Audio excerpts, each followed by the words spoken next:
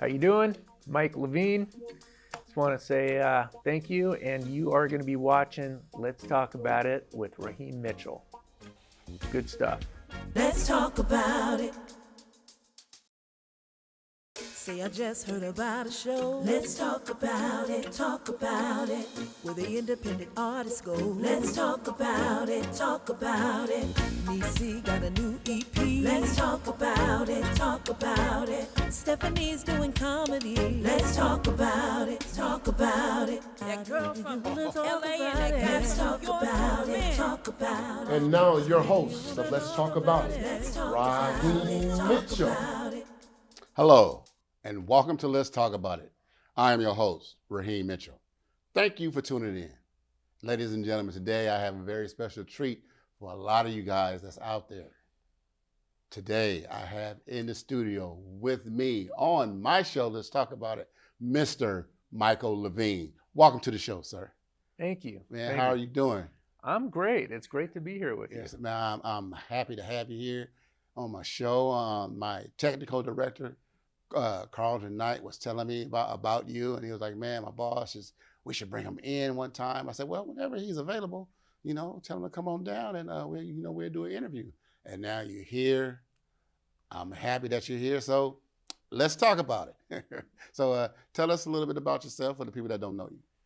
So, yeah, my name is Mike Levine, and I've owned a document scanning and shredding company for about 25 years. Mm-hmm. Carlton has worked with me for about 20 of them. Right. And he helped me when we were just real early on, and he's helped me with the software and fixing all these machines and just done a really great job. And then we got into shredding like 10 years later. Right. So now we got a bunch of employees, and we do scanning and shredding. We help you to go paperless. Right. Yeah, that's what I see a lot of people doing now. Because I myself, I work at a hospital, and I see people come in, with the blue bins, and they take them out to the truck, and they scan everything, they shred everything, and bring them back. And I was like, oh, okay, that's interesting. So talk to us. Let us know what you got, what you have going on now. As far as business, or as far as the documentary? As far as whatever you want to discuss. So, well, what I'm really excited about is this documentary. Yes. To be honest, I mean, I love my business. Mm-hmm. Don't get me wrong, but my passion is this documentary and making films, and one in particular about my dad. Right. Larry Levine. Larry Levine. Yes. Yeah. So you just want to talk a little bit about your father and the things he did and stuff like that. Yeah. So my dad, he was if you go back a little bit, he was in the Marines. Yeah. And then he was actually the Merchant Marines, and then the Marines, and then the Army. He was in Korean War for a year in the fields. Wow. Yeah. So he and his buddy were in this foxhole together for a month. And one night they took off. Foxhole's blown up. Wow. They went back and they said, one of us has an angel on our shoulders. We need to stick together. That's it. And they did. And then after the war, he ended up going to work at North American Aviation. Mm-hmm. And his little sister ended up saying, we've got a cousin who they own a studio. You should go over there and check it out. He went over there and he said, all right. He loved it. Sound engineer, right? All of a sudden, it's 1952. Nobody knew them. Right. They didn't have any money to pay my dad's, but he wanted to work there. So he found a way to go on the GI Bill. Right. And they would just pay a little bit of his salary, and they hired him. Cool. And then he ended up they taught him everything they knew. It was Dave Gold and Stan Ross. Stan Ross was our cousin, the sound engineer. Dave Gold built everything, all the equipment. My dad was the perfect blend between the two of them. Yeah. And he was really good at listening, and basically helped build that into a powerhouse. Everybody went through Gold Star Studios. Right. Yeah. That's cool. So speaking of Gold Star Studios, what type of artists came through there and things like that? So a lot of artists went through there. The ones my dad worked with in particular was Eddie Cochran in 1958, and that brought in a whole new sound. This, I'm learning a lot more now since I'm doing this documentary on my dad. Right. He was kind of like the Elvis on the West Coast. Right. But he did his own writing. He played all kinds of instruments. He did Summertime Blues and several other great hits, and it was a whole new sound that nobody had heard. Right. And then he died in a car crash in 1961, I think. 61 in England. Right. So he was 21. Wow. Died too early. Yeah. Yeah. Phil Spector went through there, and my dad was his engineer. Right. You want to hear that story? Sure. Let's hear it. All right. Yeah. So he came in I think 1962. Right. And he had already had a hit with the Teddy Bears, and it was To Know Him Is to Love Him. Right. And our cousin Stan Ross said, Larry, you take this guy. I'm going to take my family to Hawaii for vacation. So Phil Spector, this young 21-year-old kid, I think, said, all right, we got to put this out with Vicky Carr. Right. And he's a rebel. We need to do it fast. Right. And because, Vicky Carr is doing it too. Anyway, so they ended up doing it, went to number 1. Wow. So from that point forward, Phil Spector wouldn't work with any other sound engineer other than my dad. Wow. And he helped bring all the sound in. And then the Beach Boys went through there, Herb Alpert and the Tijuana Brass.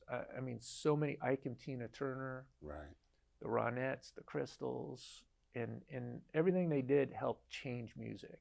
Right. It was a sound, and it was a magical place. All right. So when you were growing up as a little kid, when you have a famous father, people, you don't really pay attention to that. But at what point did you realize that you're like, wow, my dad is somebody. He's, other than being a father, you know what I mean?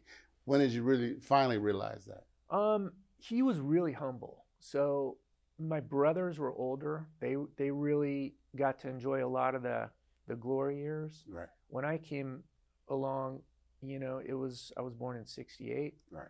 And I just realized it from talking to other people. We'd go to breakfast, and there was this breakfast group my dad started, and all these famous people would show up and start telling me about my dad. I'm like, wow, I didn't know this stuff. Yeah. Like Beach Boys' Pet Sounds. I didn't know he worked on it, and it's one of the greatest albums ever. Right. And they're like, yeah, your dad engineered it. And I said, Dad, you did this? Yeah. How come you didn't tell me? I don't know. You never asked. Right. It's like, but that was him. He was humble, Right. Yeah. So I really got to learn more about him as I'm doing this documentary on my dad. But growing up, I kind of did my own thing, and I didn't realize the scope of how great he was. I knew he was a great guy. I knew he did a lot of great things in music, but not until I started interviewing, and all these icons of music are telling the story for him. Right.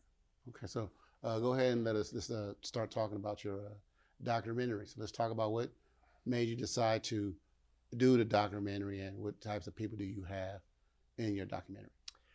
So I asked my dad several times if I could interview him, and he said, yeah, whatever, because his life, it's a pretty incredible story, even before the music. Right. And he died before I got a chance to interview him. So, I don't know, years later, I'm sleeping. My dad came to me in a dream, and he said, I want you to do a story on me.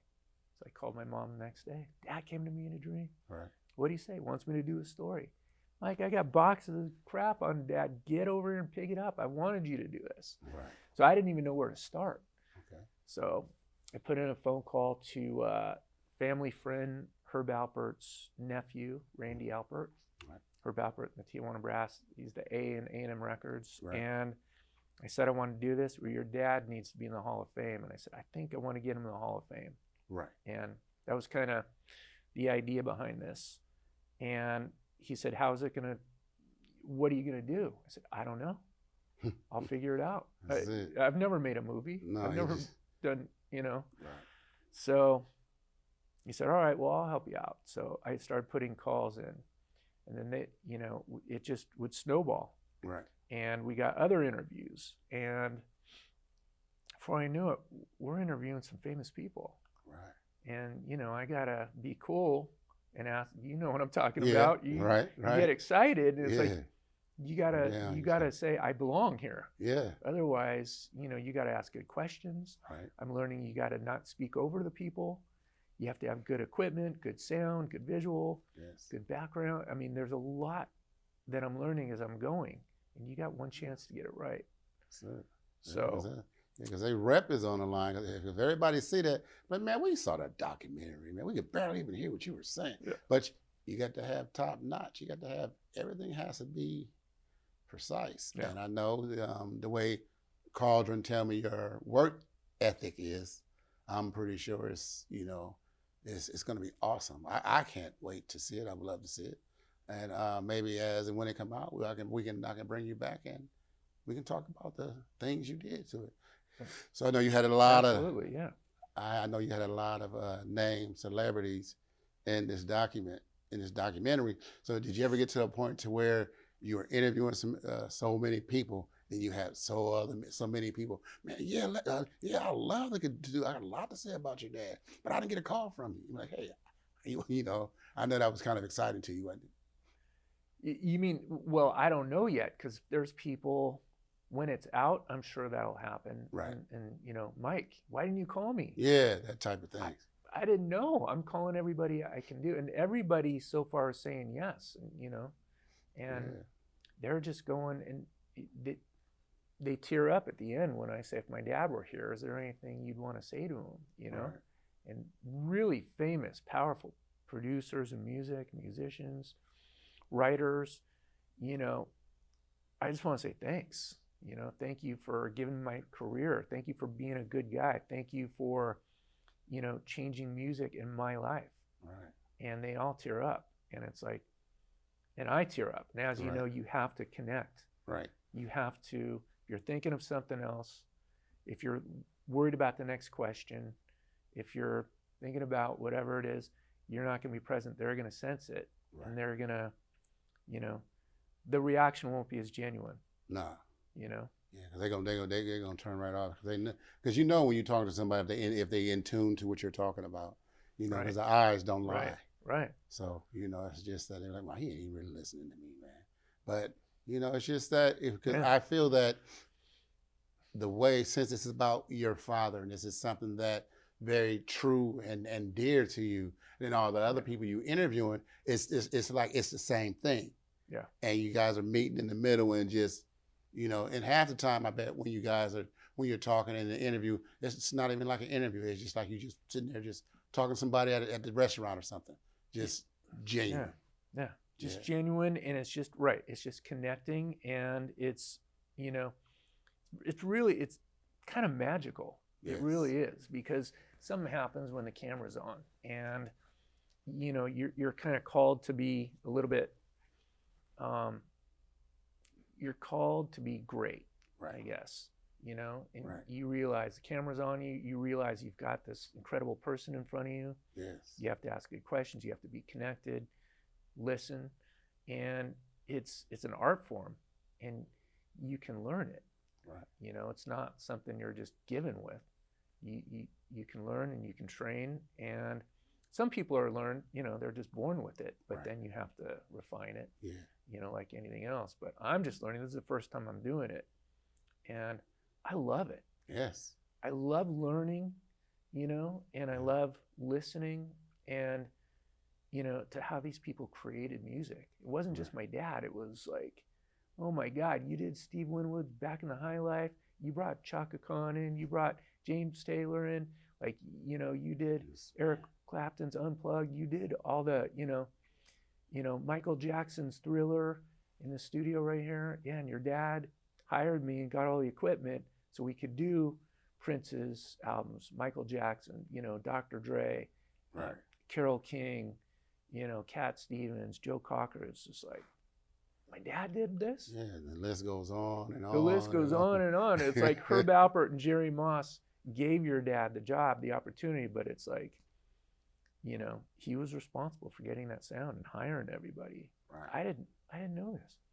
You know, my dad never told me. Yeah. You know? Well, maybe I guess he just wanted to see you as him just being dad and not as engineer, not bringing work home. In other words, Right. right, Yeah. And there were some down years. right, So when I came along, my dad was he had another 8 good years. right, And then his career didn't end, but the glory years where he was on top of the world, right, that kind of ended when I was 8 years old. And that was rough because my brothers were older. My mom was, she went out and kind of helped take care of the family. right, So it was me and my dad. right, And so my dad went from like my hero to this guy who's home all the time. right. And my mom called me up. She's like, we might have to move to Flagstaff. Right. Where's that? It's in Arizona. Yeah, Why? What about A&M? yeah, He doesn't work there anymore. He might need to get a job. Really? right, And then from there, it was like he went from my hero to this guy who didn't really talk I don't want to say he didn't talk, but something happened right, where he went from, again, being on top of the world, all the money, to being home and kind of broke and depressed. right, And so I was there with him. right, And then later in life, you pull the lens back and you get to see, like, this is what happened. Now I'm getting the whole picture. And right, that's why I got to tell the whole story, the real story. I can't just say, this is my dad. It was all, peaches and rainbows and butterflies, because it wasn't. It was some brutal years. Yeah, it's just like a roller coaster. Yeah. You up sometimes, you down sometimes, Right, you up yeah. sometimes you're going around, you're going to the left, Yeah. you're going to the right. But if that's what you want, then you're gonna stick with the good times and the bad times and the rough times, and it's just like a marriage. You're gonna have to stick with that. Yeah. Either you're gonna stick with it or you're gonna give it up. And it didn't seem like your father was the type of person to give up on things. He wasn't going to give up. He was the guy, if you're in a foxhole, Right. you want him with you. Right. And everywhere he went, he brought that family vibe. When he was a kid, just to give you an idea of what he went through. So his parents were, they were married. And then when he was 11 years old, his dad went in for an operation. Mm-hmm. And the guy who was operating with this doctor fell in love with my grandma. Said, and they were having issues. Right. I guess my grandma and my grandpa. I never met my grandpa. Right. My real grandpa.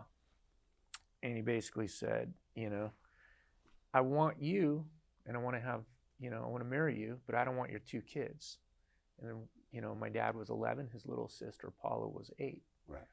So she had a decision: stay with this guy who's not providing for the family, or marry this rich doctor, Right. So she chose the doctor. Wow. So my dad said, well, then let's go. Right. At 11 years old, he took care of his little sister at 8 years old. They would stay on the street. They would stay in Vista Del Mar. They would stay in what's called,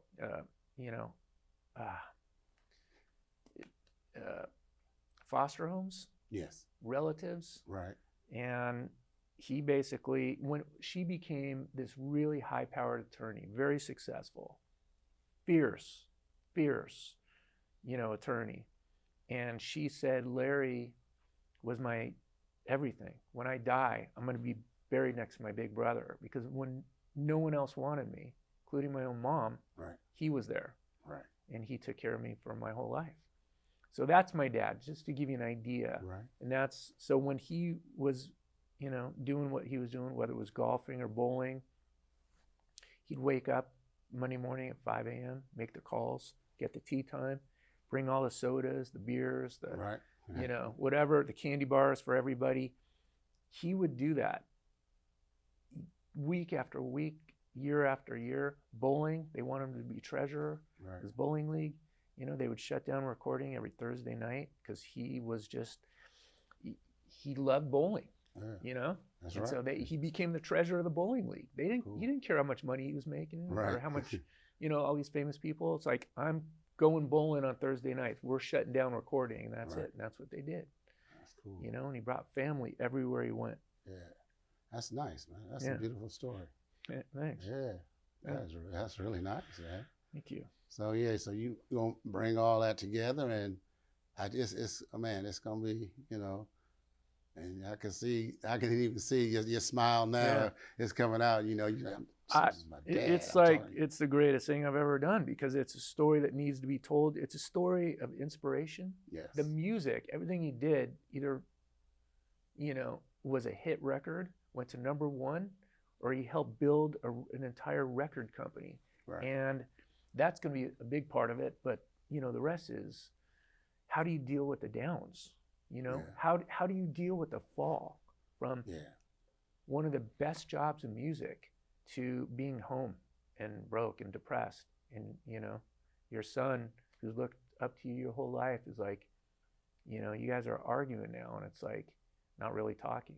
How do you deal with that? Yeah.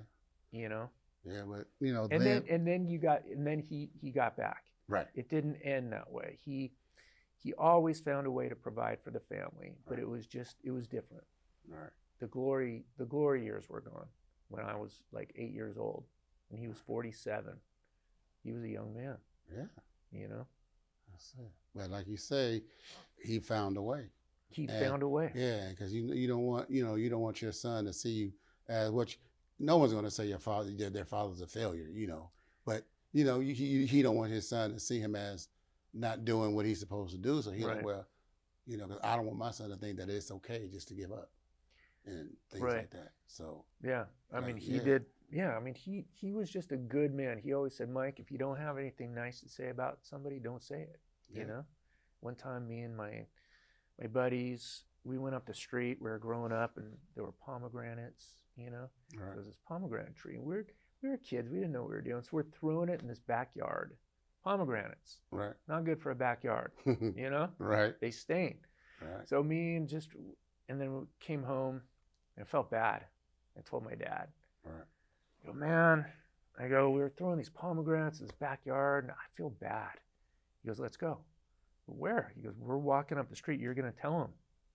I'm not going anywhere. Yeah, you are. Yeah. Grabs me. We walk up the street, knock on the door.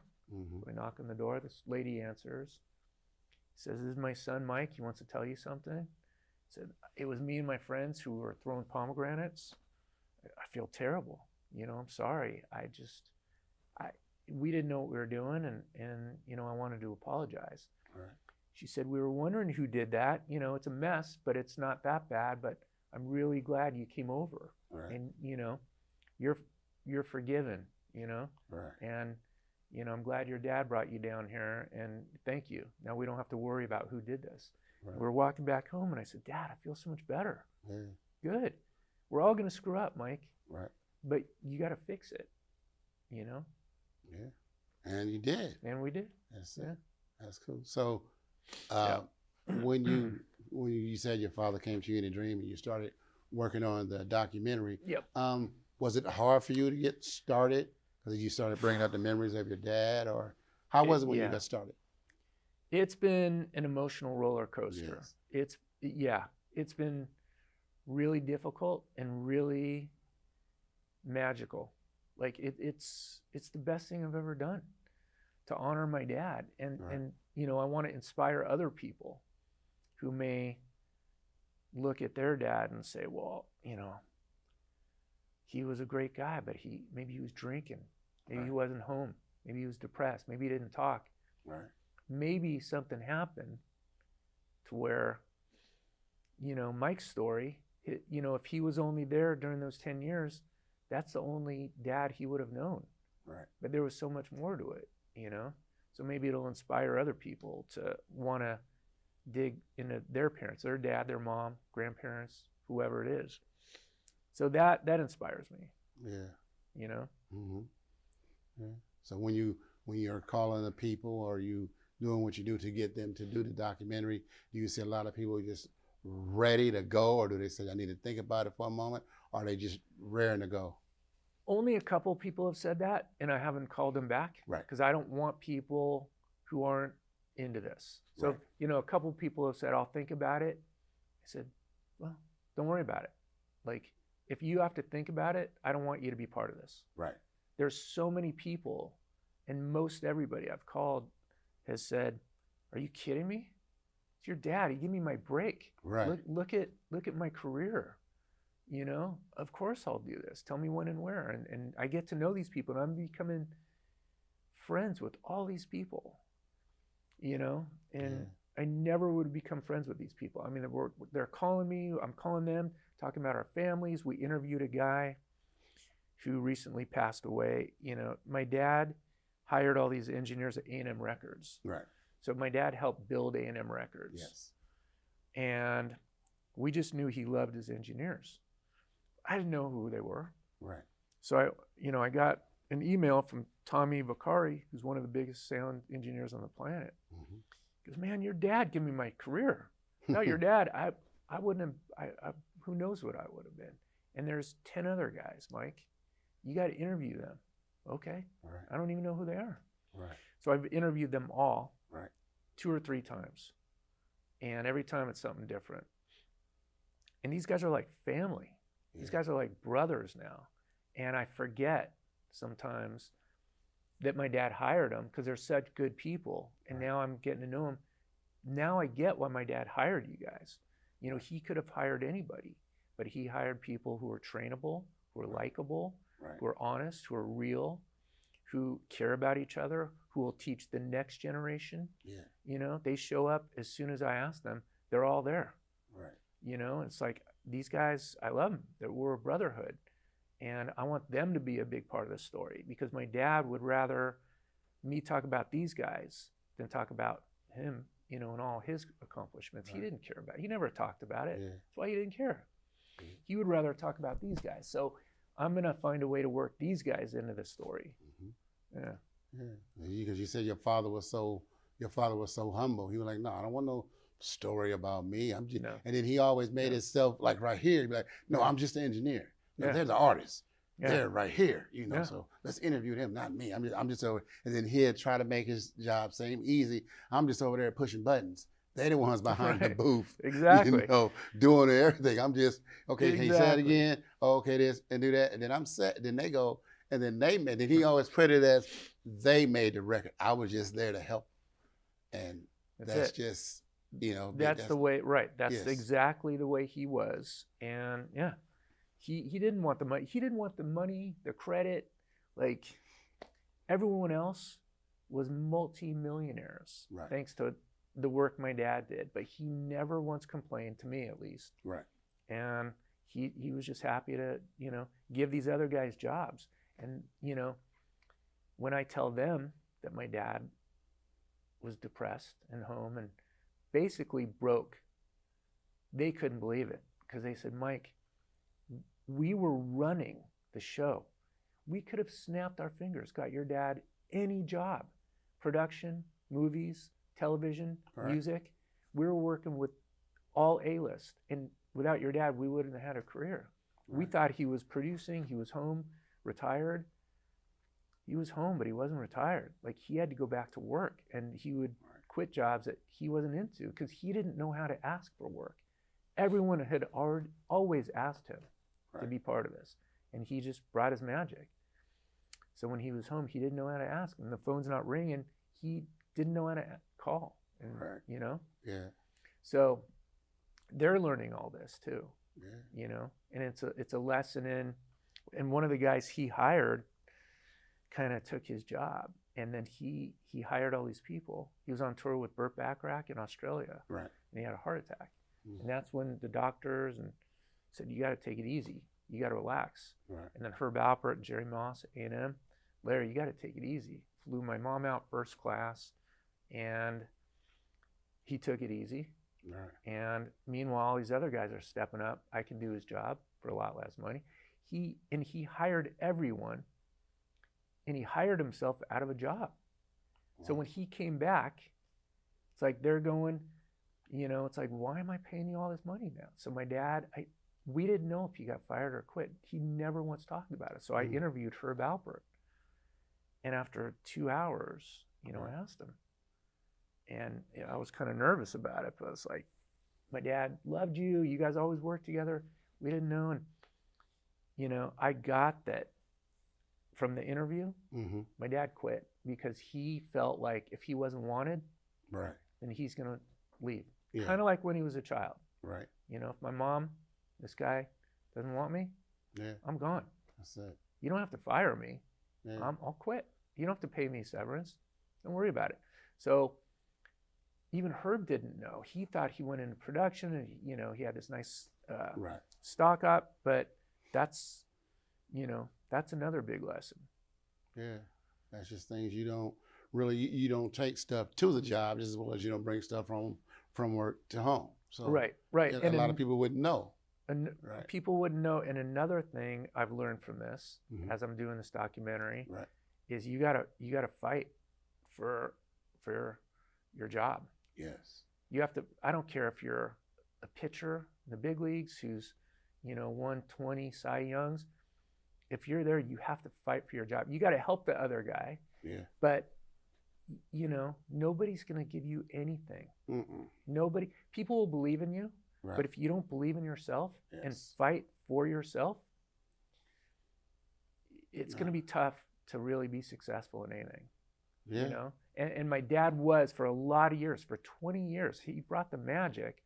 Right. But at 47 years old, you know, he never asked. Everyone always asked him to be in this position. Right.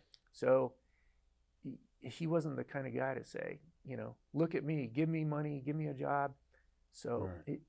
it's tough. I mean, for me, I'm the same way. Right. You know, I own my own business, and I'm, you know, thank God I'm able to provide for my family. Yes. You know, I have a nice home. I employ probably 20 people. Right. You know, but from me, I mean, I'm a very spiritual guy too. So I look up and I'm like, you know, show me the way. That's I'm just a vehicle. You know Yeah, what I that's mean? it. Like, you know, when I'm doing this documentary, I've never done this. I don't know what I'm doing. I'm meeting people. I'm starstruck. I'm excited. I'm nervous. Right. But I need to step up and say I belong here. That's it. I have to do my homework, make sure that the questions are there. Yes. I have to make sure that I'm present and I'm connected. Exactly. I have to make sure that they're feeling good. And then, you know, again, the setting's right. The Yeah. sound is right. Right. The video's right. Yes. There's so much to think about. Right. So you learn as you go. And, you know, with the big man or big woman upstairs, Yeah. whoever it is, it's Exactly. like every day I find myself doing things where it's just like, you know, right now I need help. Like I need guidance. You know what I mean? And so that it constantly comes back to that. I can't do it alone. No, it's You know? always gonna be, okay, I know this, but I Yeah. need somebody else to show me that. Yeah. You know, I might understand Yeah. that, but I don't understand this. Yeah. So, but once it seems like that you doing everything right so far, so good.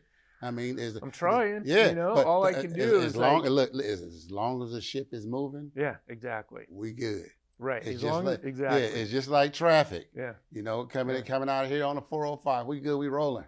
Oh, we come up on a 10, we slowing down. But I gotta keep it pushing. I have to keep it moving. Yeah. You know, it's just like a radio. You can't have dead air on a live show. Right. You just have to keep it moving. Right. You have to keep talking. You have to keep doing this. You have to keep doing that. And that's the same thing with the documentary. Okay, I finished this person. Okay, let me go on to the next person. Yeah. I finished this person. Let me go on to the next person. Then once I get everybody, once I interview everybody by themselves, then I'll bring them all together. Yeah. And then that's where that's where more stories will come up. Hey, remember when we had that party at 80? Yeah. Yeah, remember that time we went to yeah. Right. Then all the big stories. Yeah. When you start getting everybody together and they remember what parties they were there with somebody there and somebody was here, then that's another story that's going to come about when you bring them all together. Yeah, exactly. And then another thing that just came to mind, when I'm interviewing people, you can see them being brought back to Yes. that moment. Yes. And you can see them light up and you can feel the energy and you can feel, I feel my dad's presence in these interviews. Yes.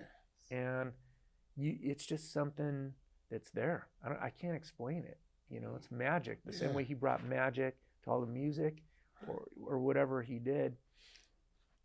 It's just there, and it's just like, I just want to tell a story. I want to get out of the way. What I'm learning from these engineers, they're telling me, you got to be ready.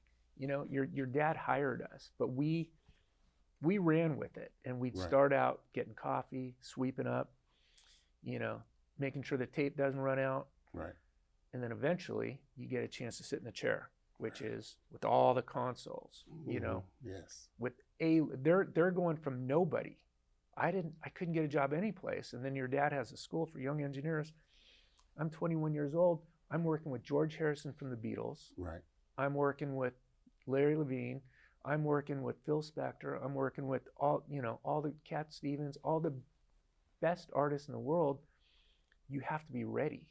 Yeah. Like, you're not going to get a second chance. Mm-mm. They kept saying, you know, it's what I want, but I can't screw it up, because Yeah. if you screw it up, you may not get a second chance. That's it. You have to be ready when the magic happens. That's it.